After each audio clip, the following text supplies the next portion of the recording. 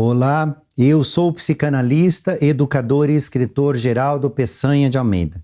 Nossa conversa de hoje é sobre quem foi Maria Montessori. Vamos juntos!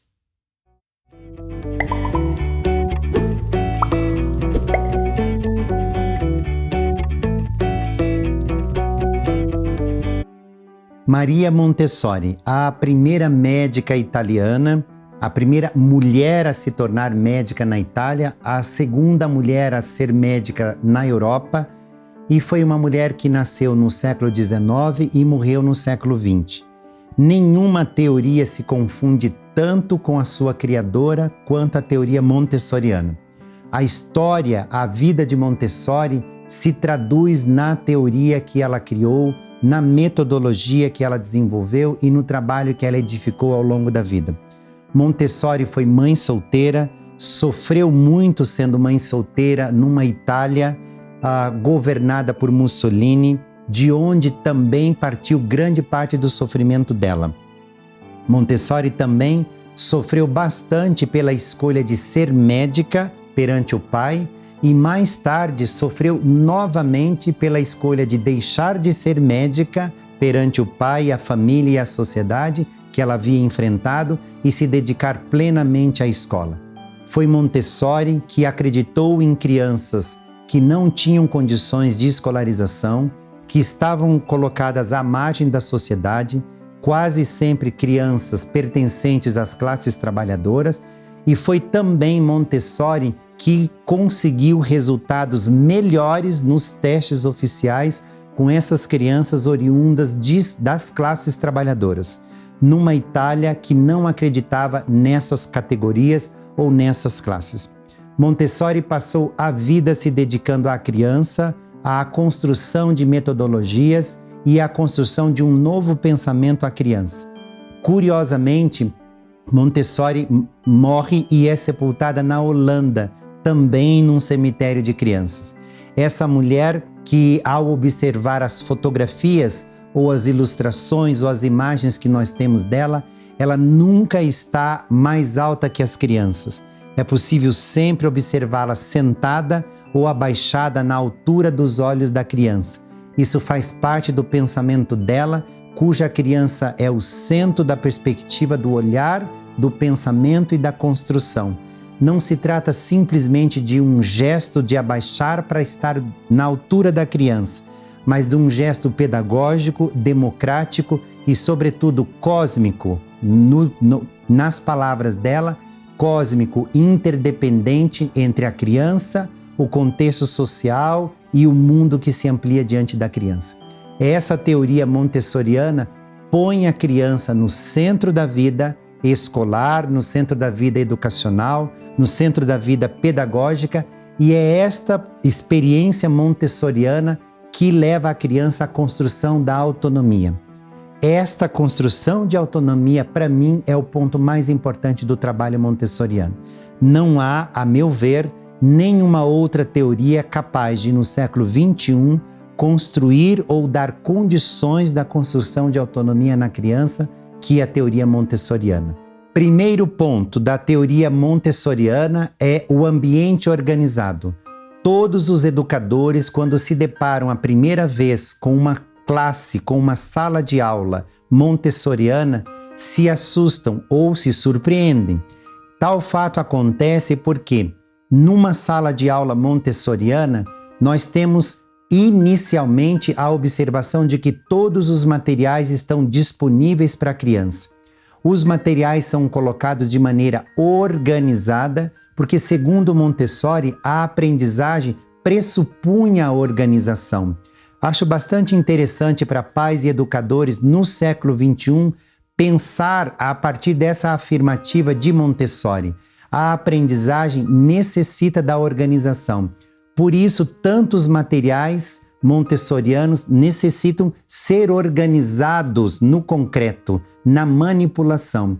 À medida que a criança organiza um bloco, organiza outro bloco, ou um conjunto de blocos ou de materiais, o pensamento também se organiza na condução daquela concretude. Isso leva a criança a desenvolver novas estruturas ou organizar estruturas que estão disformes ou em desenvolvimento. Sem organização, não há teoria, não há prática e não há metodologia montessoriana. O segundo ponto da teoria montessoriana é o uso de materiais e o uso de utensílios da vida prática. Materiais e utensílios da vida prática são pontos essenciais na teoria e na prática montessorianas. O que isso quer dizer? Panelas, escorredores, conchas, colheres, copos, vassouras, isso são elementos pedagógicos de uma sala de aula montessoriana, sempre do tamanho adequado para que a criança possa manipular. Como nós já falamos, todos os materiais ficam disponíveis na sala de aula e a criança é que escolhe a atividade que ela quer desenvolver.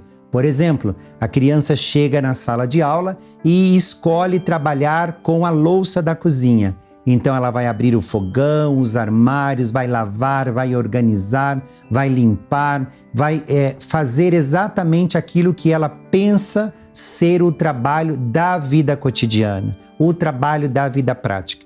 Mas se a criança chegar na escola e ela quiser manipular a torre rosa, um conjunto de blocos que se organiza do maior para o menor no formato de uma torre, ela pega o material, escolhe um canto da sala, normalmente um tapete colocado ali, e ela começa o processo de organização. Enfim, todo e qualquer desenvolvimento pedagógico numa sala de aula montessoriana pressupõe a existência dos materiais, dos utensílios, que são divididos basicamente em materiais da vida prática, materiais da vida cotidiana, materiais de alfabetização e materiais de desenvolvimento lógico-matemático. Esses materiais todos estão disponíveis sem nenhuma censura para que a criança possa explorá-los, porque na teoria montessoriana se entende que a criança toma um material e manipula. Caso ela não consiga chegar a algum conhecimento ou alguma estruturação, ela pode abandonar o material, devolver ele no lugar e tomar um outro. E mais tarde, em outro momento, com novas conexões, com novas possibilidades, a criança retoma esse material e aí sim estrutura a aprendizagem. Então, utensílios e materiais estão totalmente conectados à teoria montessoriana. O terceiro ponto da teoria montessoriana são as diferentes idades dos agrupamentos em salas de aula. Surpreende, sobretudo, as famílias quando chegam numa sala de aula e encontram alunos de diferentes idades no mesmo grupo de aprendizagem. Isso faz parte da teoria montessoriana porque leva-se em conta que o contexto social educa, ensina, transforma, colabora. Diferentes crianças e diferentes momentos da idade cronológica pressupunha diferentes conflitos, diferentes necessidades, diferentes formas de interação, diferenças de linguagem, e nessas diferenças é que os indivíduos se buscam e se aproximam. O aluno mais jovem ou o aluno menor ou com menos idade busca uma aceleração na direção do aluno mais velho.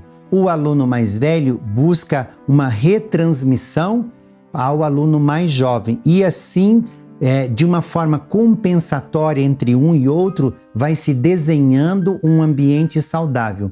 Lembrando que Montessori é interacionista e que, portanto, o contexto social, a realidade de convivência se tornam preponderante, determinante na qualidade do aprendizado. Então, pais, mães, educadores e educadoras, não se surpreendam quando se depararem com uma sala montessoriana e nela encontrar uma criança de 11, 12 ao lado de uma criança de 4, 5. Isso é a teoria montessoriana levada a sério, colocada na prática. O quarto ponto da teoria montessoriana é o professor, que para Montessori se chamava de adulto preparado. Este é o nome correto para essa figura que nós chamamos de educador e professor hoje. O adulto preparado na sala de aula montessoriana é aquele sujeito que acompanha a ação da criança, ao mesmo tempo que ele organiza, orienta e acompanha, ele também faz parte do contexto de aprendizagem. No entanto, ele não determina nem o que fazer, nem quando fazer, nem como fazer. Dizer que esse sujeito é um elo, é um ator, é um participante, talvez fosse pouco demais para aquilo que Montessori havia pensado. Adulto preparado é muito, muito, muito pertinente, pois o adulto é aquele que, uma vez já tendo passado por aquela experiência, pode contribuir com ela não de forma determinante, mas como participante de uma nova reestruturação. O professor, quando assume uma sala de aula montessoriana, a figura de centralização, da explicação, do contexto, da entrega do material, da correção do material, ela se dilui, ela desaparece. Lembrando que na teoria montessoriana, professor não corrige a atividade do aluno, não diz que está errado, nem diz que está correto e não coloca o que tem que ser feito, apenas viabiliza, disponibiliza aquilo que por estudos, por contextualização e por pertinência, pressupunham ser importantes para o desenvolvimento da criança. Ou seja, o adulto preparado, ele margeia o processo de aprendizagem da criança, ele contorna o processo de aprendizagem sem determinar. Agora, quando ele é questionado, quando ele é buscado, quando ele é chamado para participar do processo, ele deve vir como adulto e não de forma infantilizada ou de forma simulada com a infantilização. Portanto, o adulto deve permanecer ali. Essa é uma parte importante da teoria montessoriana. O quinto ponto da teoria montessoriana é justamente o material multissensorial. Como eu sempre falo quando estou esclarecendo sobre a teoria montessoriana, é uma teoria cujos materiais estão divididos em alguns parâmetros: materiais da vida prática, materiais da vida cotidiana, materiais de linguagem, materiais de matemática e os materiais do cosmos. O cosmos é das interligações, geografia, história, as artes. Todos esses materiais, que formam 5 conjuntos bastante amplos e complexos, estão disponibilizados em manipuláveis, em materiais. É riquíssimo, tanto em beleza quanto em função. Não há, e não tem nenhuma dúvida em dizer isso, um material tão rico, tão pertinente e tão prazeroso quanto o material montessoriano para crianças.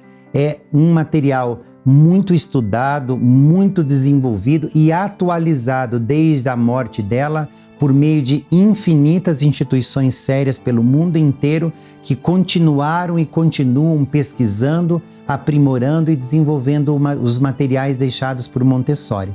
Então, para a teoria montessoriana, os materiais multissensoriais para equilíbrio, para reconhecimento visual, para texturas, para reconhecimento de esquemas, não possui similaridade.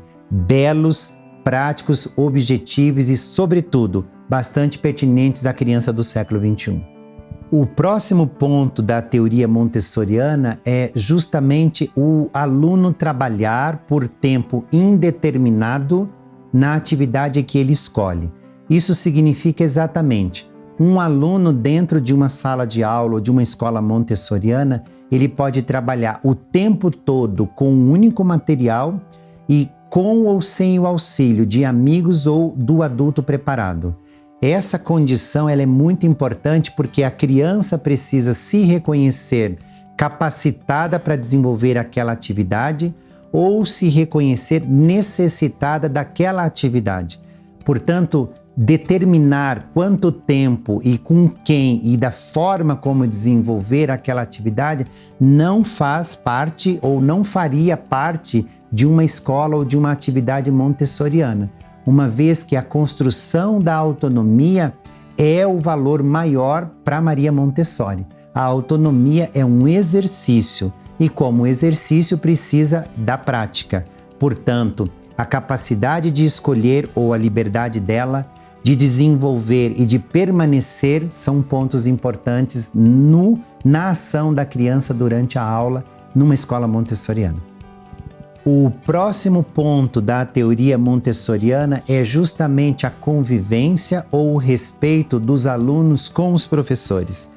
Há algo que surpreende numa escola montessoriana, que é justamente a relação entre o adulto preparado e a criança, portanto, o professor e o aluno. O professor normalmente não levanta o tom de voz, não há alteração vocal para se tratar de assuntos de diferentes naturezas com o aluno e, sobretudo, quando há necessidade de intervenção do adulto preparado, isso é feito na altura dos olhos da criança, com palavras doces e com palavras pertinentes ao contexto. É notória a relação respeitosa entre alunos e professores numa escola montessoriana. Há, é óbvio, diferentes técnicas para se trabalhar, para se desenvolver essas condições numa sala de aula montessoriana. Faz parte da teoria montessoriana o jogo do silêncio, que é bastante interessante para a criança desenvolver a percepção de que o silêncio faz bem para a aprendizagem dela. Faz parte das atividades montessorianas o pote de calma, que é um pote sensorial que chama a atenção da criança para o aspecto da vigília, da concentração. Faz parte da teoria montessoriana ações que levam a criança a se auto-perceber interdependente do cósmico, que é palavras da teoria montessoriana. Isso no século XXI quer dizer, objetivamente, se ligar no contexto social em que diferentes sujeitos estão ali para ouvir, para falar, para pensar e para opinar. Portanto, mesmo que Montessori não tenha deixado uma técnica ou uma prática específica para a sua sala de aula, ou para a sua casa, ou para o seu grupo de convivência, é importante você pensar que estará ligada ao pensamento montessoriano qualquer prática que respeite a convivência e que dê cuidado, amparo e afeto nas relações dos sujeitos de diferentes situações, tanto de idades quanto de contextos sociais. Para a teoria montessoriana, esse é um ponto bastante importante. O próximo ponto da teoria montessoriana é controverso para alguns, mas bastante claro para mim. Não há premiação na metodologia ou na prática pedagógica montessoriana. Não tem prêmios, não tem troféus, não há medalhas e não há elogios, sobretudo exagerados, que partam de fora do externo para o interno. Às vezes, pais, mães e educadores de forma geral ficam assustados, porque Montessori dizia que a aprendizagem é a maior motivação para uma criança. Por isso que os materiais, quando são manipulados, levam a criança a um desenvolvimento interno de motivação e, a partir daí, ela não quer parar mais de aprender, portanto, de manipular e de desenvolver novas conexões.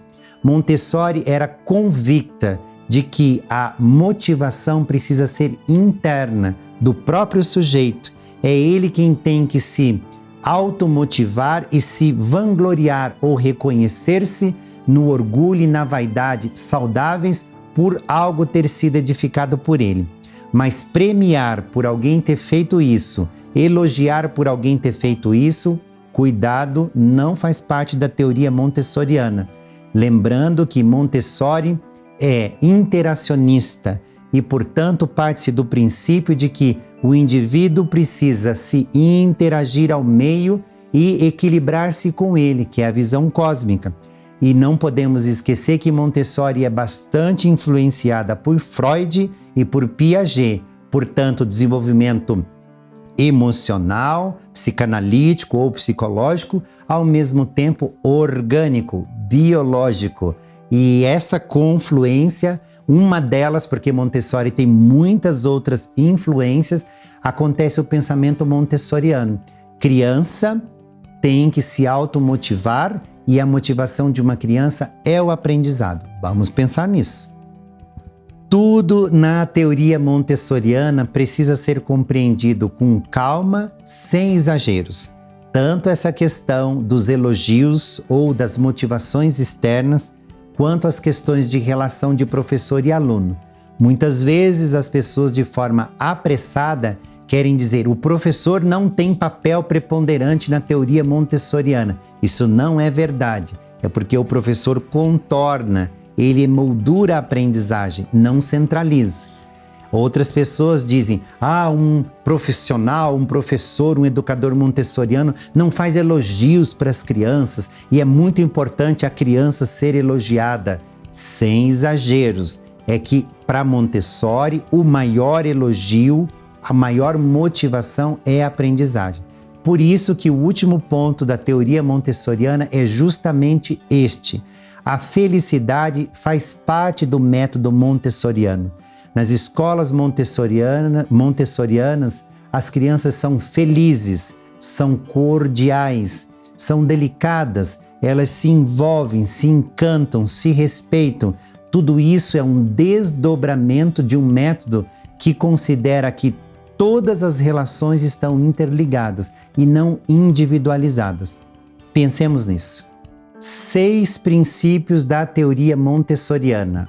O cerne da teoria montessoriana, o coração da teoria montessoriana. Montessori tem materiais, Montessori tem orientações metodológicas, orientações didático-pedagógicas e Montessori tem muitas obras. Obviamente, em suas obras estão as suas orientações teóricas. Desse conjunto de materiais, nós temos 6 princípios da teoria que são o mapeamento por onde caminhou a teoria e, portanto, o trabalho montessoriano.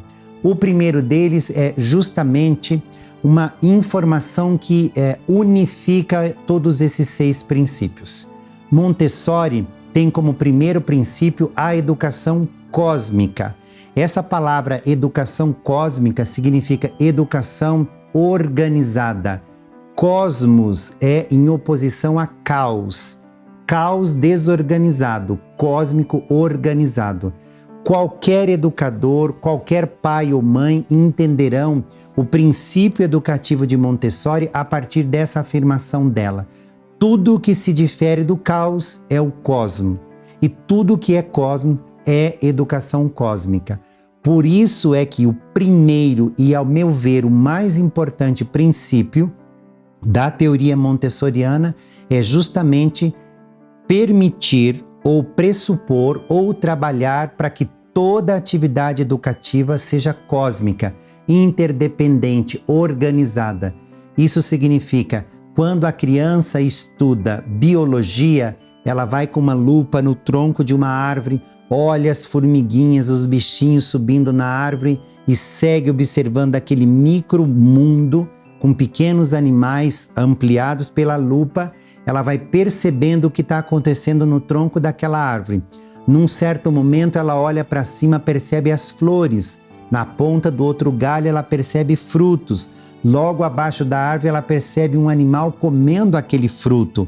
Em cima da árvore, ela percebe um pássaro, uma borboleta, uma abelha pousada sobre aquela flor. É essa interdependência cósmica e, portanto, organizada a condição da aprendizagem em Montessori. Isso acontece na biologia, mas também acontece na história, na geografia, na matemática e assim em todos os campos da experiência humana. Portanto, educação cósmica é o princípio da sequência didática. Como nós hoje nivelamos ou tornamos tão rasa essa expressão, né, de educação cósmica para a sequência didática.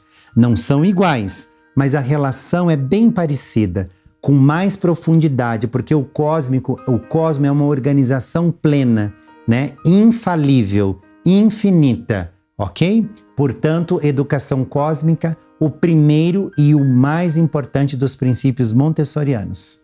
O segundo princípio da teoria montessoriana é autoeducação. Como se houvesse dentro de cada criança, de maneira interna, a necessidade do aprender. É justamente isso que acreditava Montessori.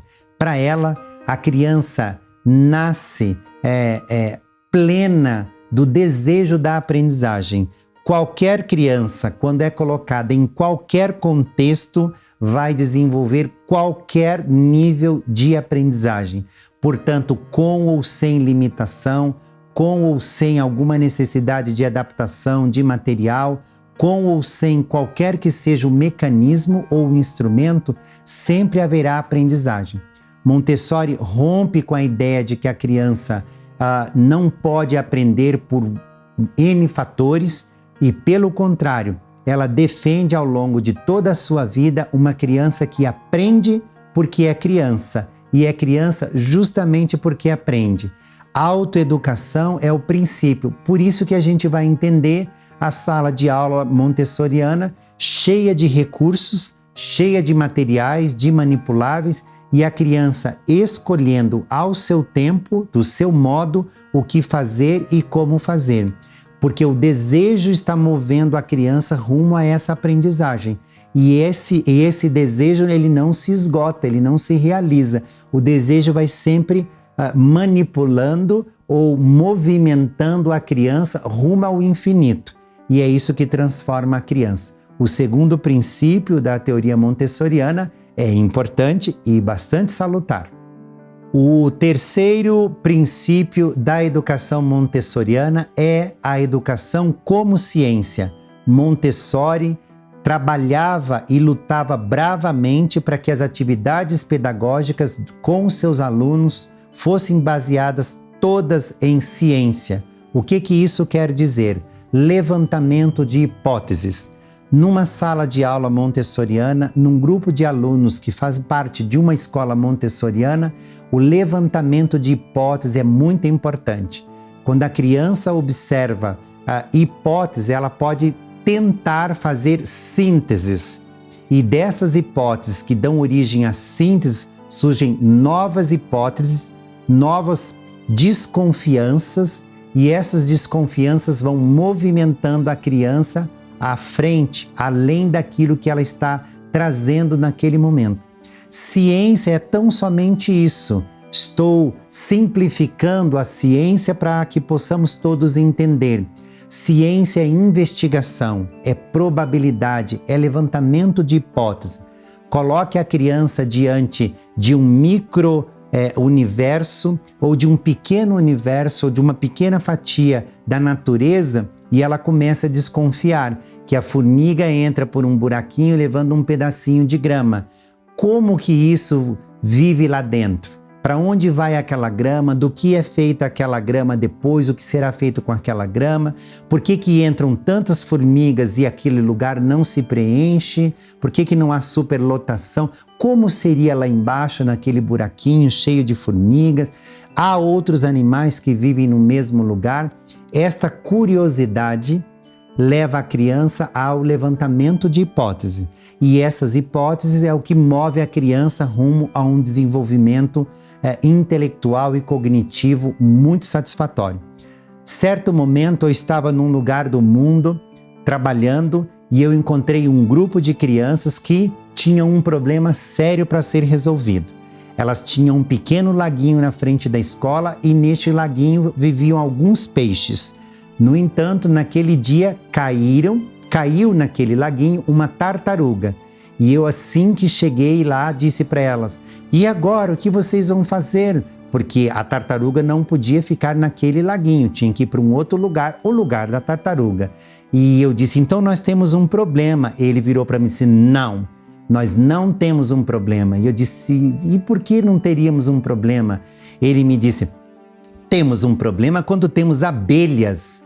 Eu disse: ah, verdade. Temos um problema quando temos abelhas, porque elas picam e doem. Ele disse: sim, elas picam e doem, mas elas também fazem mel. E eu disse: Comecei a ficar espantado com o nível de conhecimento das crianças e essa conversa segue por horas, porque eu falava de um animal, eles lembravam de outro, e falava de um animal, eles lembravam do outro, mas tudo aquilo de maneira cósmica.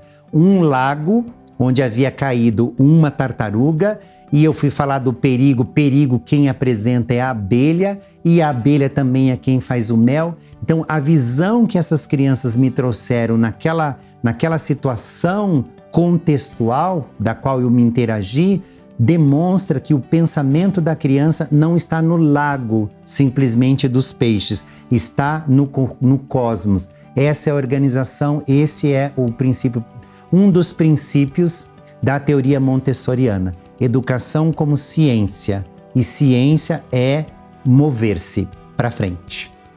O quarto princípio da teoria montessoriana é o ambiente preparado. O ambiente preparado não somente nele colocados materiais estruturados por Montessori. Na sala montessoriana há sim diferentes conjuntos de materiais. No entanto, mais que materiais apresentados ou organizados, nós temos propostas pedagógicas, nós temos propostas de desenvolvimento de trabalho intelectual. Quando nós observamos o encaixe, quando nós observamos um material dourado, por exemplo, nós não estamos só observando um conjunto de quadradinhos de madeira. Ali há probabilidade matemática, ali há situação matemática, ali há número, há contexto, há agrupamentos, há realidade da criança. E isso é muito importante porque, vez ou outra, algumas pessoas reduzem a teoria montessoriana ao uso do material. Não. Se eu fizer isso, o que pode acontecer, e já acontece em muitos lugares do mundo, é a criança apenas usar o material como entretenimento, não chegar a nenhuma conclusão com o material e abandoná-lo. Portanto, não desenvolve a percepção intelectual, não estrutura aprendizado e, ao mesmo tempo, desperdiça o uso e a aplicabilidade daquele material. Portanto, quando nós dizemos que na teoria montessoriana o ambiente é preparado com materiais e com funções para esses materiais. E essas duas dimensões são orquestradas, né? Dimensões que são orquestradas por adultos preparados, o nome que Montessori dava aos professores.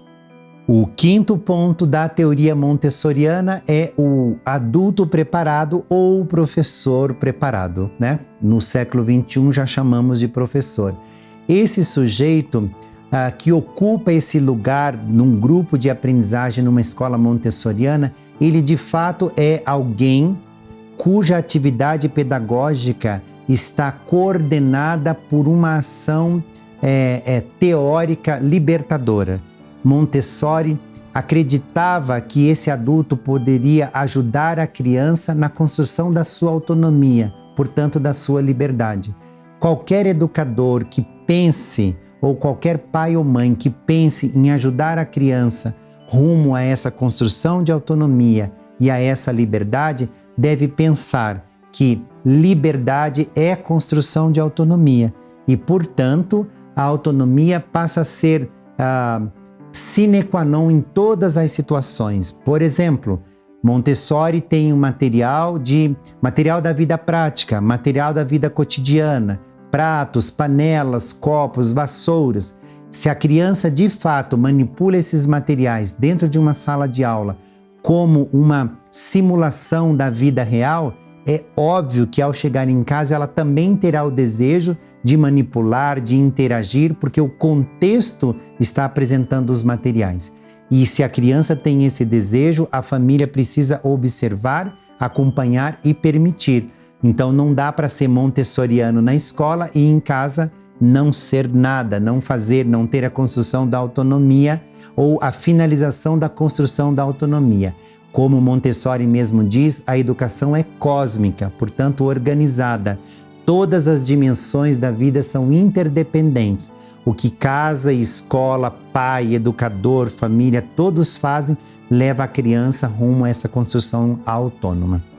O sexto e último princípio da teoria montessoriana é o princípio do equilíbrio emocional. Montessori tinha a preocupação de trazer o melhor da criança à tona. Ela inicialmente trabalha com crianças desacreditadas pela escola, que não tinham resultados positivos do ponto de vista intelectual, mas que também esses resultados não vinham por conta da condição emocional que essas crianças apresentavam.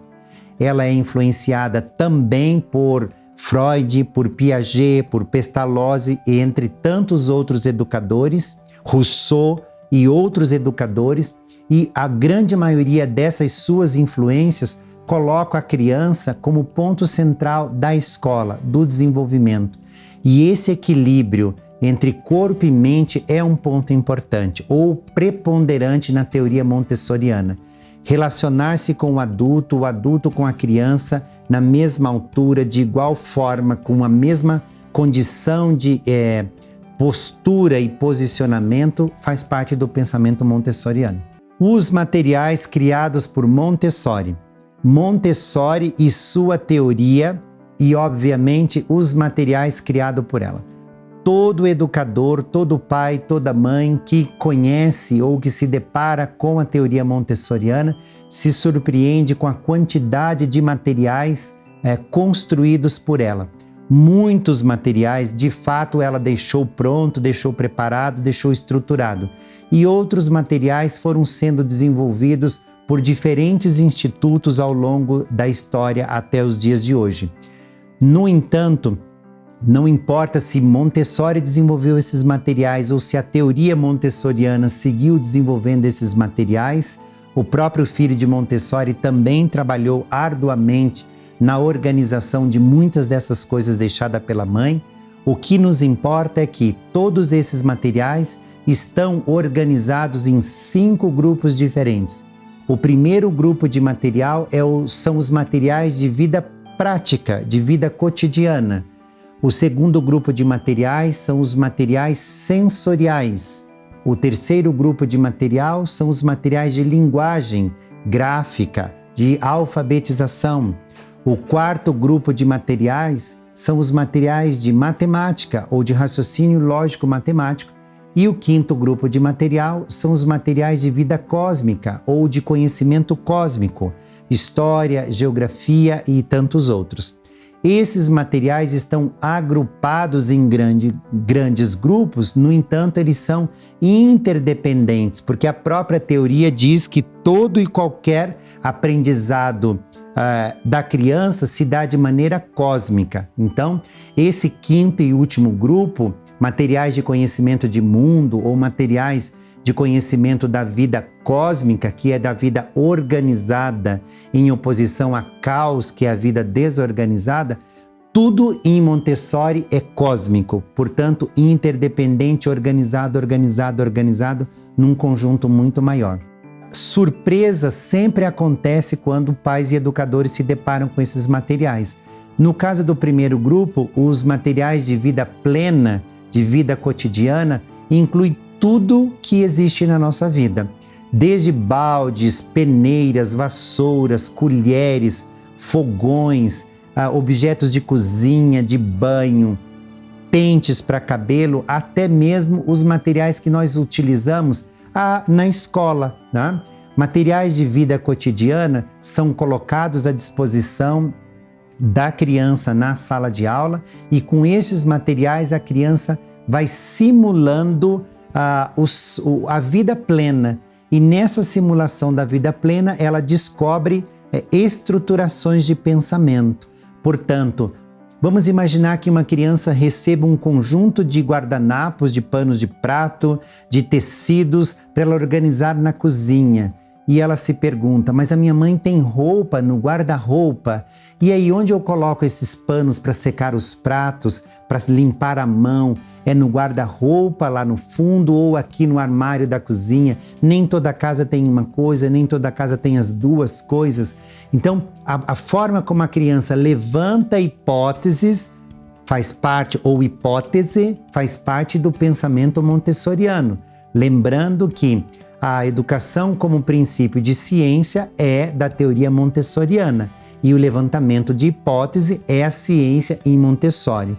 Portanto, quando a criança faz os questionamentos, é correto guardar pano de prato aqui ou acolá, ela está levantando como que funciona a vida, quais são as regras dentro da vida cotidiana. O segundo conjunto de materiais, que são os materiais de vida sensorial, esses envolvem o reconhecimento visual, reconhecimento auditivo e o reconhecimento tátil.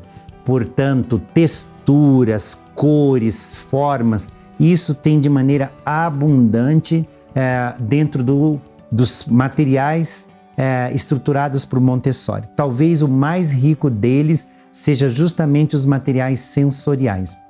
Quando nós estamos falando dos materiais de linguagem, que é o terceiro grupo, nós lembramos, obviamente, do alfabeto móvel e da caixa de areia. Não há nenhum outro material mais conhecido dentro da teoria montessoriana que a caixa de areia, material usado para a alfabetização de crianças, por traçado das letras em caixa alta e em caixa baixa, e o alfabeto móvel para manipulação da criança e a organização de palavras. Esses materiais são indescritíveis quanto ao uso, ao resultado e à aplicabilidade, usados no mundo inteiro por todo tipo de criança em diferentes culturas e sempre com resultados extraordinários. O quarto conjunto de materiais são os materiais de matemática, e aí nós estamos falando de material dourado. Montessori nos presenteou nessa vida com o material dourado. Não pode haver nenhum educador no mundo de criança que não conheça o material dourado. É sem dúvida um material de extrema pertinência, de extrema utilidade, que ajuda a criança no desenvolvimento do conceito de número, no desenvolvimento dos conceitos matemáticos mais importantes, agrupamento, por exemplo, e adição, subtração, entre tantos outros. O material dourado está dentro desse conjunto de materiais que são os materiais de desenvolvimento matemático. E o último conjunto de materiais, o quinto deles, que é o material de conhecimento de mundo. Tudo que a criança precisa manipular para entender o funcionamento da vida plena e, portanto, da vida cósmica. 5 grupos de materiais, mas com infinitos recursos dentro de cada grupo. Sendo assim, educador, educadora, pai, mãe, ou você que trabalha em projetos sociais, quer desenvolver a autonomia na criança, quer fazer a criança conhecer e reconhecer um mundo novo, se dedique ao estudo e à compreensão da teoria montessoriana, porque o resultado costuma ser sempre extraordinariamente positivo. E como eu sempre digo, educar é sim um ato de persistir com delicadeza.